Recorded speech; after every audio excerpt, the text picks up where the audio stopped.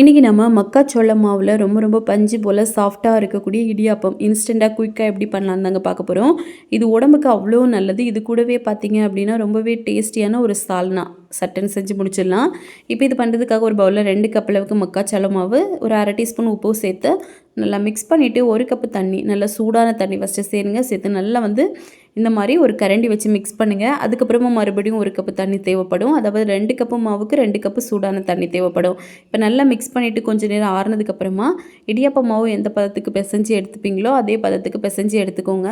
இப்போ இடியாப்ப அச்சில் நம்ம உள்ள மாவு சேர்த்து இதை டைரெக்டாக இட்லி தட்டில் பிழிய ஆரம்பிச்சிடலாம். பிழிஞ்சிட்டு தண்ணி நல்லா சூடாகி கொதிச்சதுக்கப்புறமா நம்ம ஸ்டீம் பண்ணணும். அதுக்கு முன்னாடி உள்ளே வச்சிடக்கூடாது. இப்போ இந்த மாதிரி நல்லா பிழிஞ்சு விட்டுட்டு உள்ளே வச்சுருங்க. வச்சுட்டு மூடி போட்டு 5 நிமிஷம் மட்டும் வேக வச்சா போதும்.